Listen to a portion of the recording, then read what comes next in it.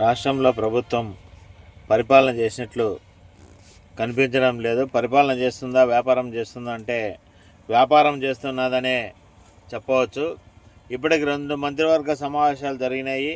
2 మంత్రివర్గ సమావేశాల్లో కూడా దానికి ఎన్ని ఎకరాల భూములు కేటాయించాలా, ఎంత పెట్టుబడి వస్తుంది, ఎన్ని ఉద్యోగాలు వస్తాయని చెప్పడం తప్ప ఈ రాష్ట్రంలో రైతుల పంటల గిట్టుబాటు ధరలు కానీ, రైతాంగం సంబంధించిన సమస్యలు కానీ, కరువు తీవ్రత పైన కానీ, వరదల ప్రభావం పైన కానీ ఏమాత్రం చర్చించిన దాఖలాలు లేవు.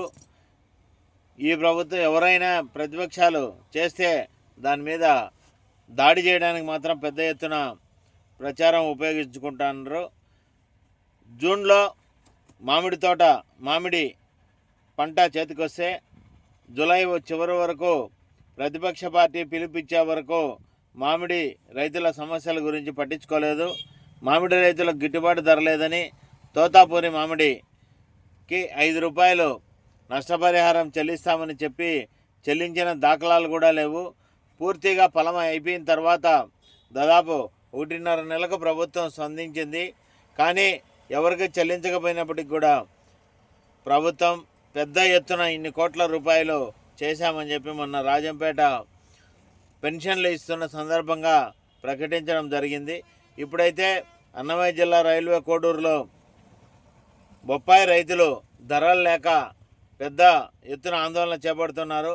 ఆందోళనకు మద్దతు ఇస్తున్న నాయకులను శాంతి భద్రతల పేరుతో బైండ్ ఓవర్ చేస్తున్నారు తప్ప రైతాంగానికి గిట్టుబాటు ధర కల్పించడంలో పూర్తిగా వైఫల్యం చెందుతున్నారు. దాని మీద అసలు దృష్టి కూడా ఈ రాష్ట్ర ప్రభుత్వానికి ఉన్నట్టు లేదు. జిల్లా కలెక్టర్ 10 రూపాయలతో కిలో ధరకు కొనుగోలు చేయాలని చెప్పి వ్యాపారస్తులకు చెప్తే అది దాన్ని ఖాతరు చేయకుండా కేవలం 5 రూపాయలకు మాత్రమే కొనుగోలు చేస్తూ ఉంటే రైతులు ఆందోళన చేస్తే ఆ తర్వాత పోయి 8 రూపాయలకు చేయడం జరిగింది.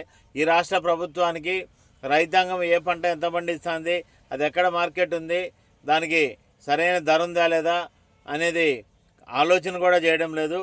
కేవలం ఎక్కడెక్కడ ఎన్ని భూములు ఉన్నాయి, ఏ సోలార్ కంపెనీకి ఎన్ని ఎకరాలు ఇవ్వాలా, దానికి వ్యతిరేకించే రైతులు కానీ వాళ్ళకి మద్దతు ఇచ్చే నాయకులు కానీ ఏం చేయాలనే ఒక ఆలోచన దృక్పథం తప్ప ఈ ప్రభుత్వానికి ప్రజల గిట్టుబాటు ధరల గురించి ఏమాత్రం లేదు.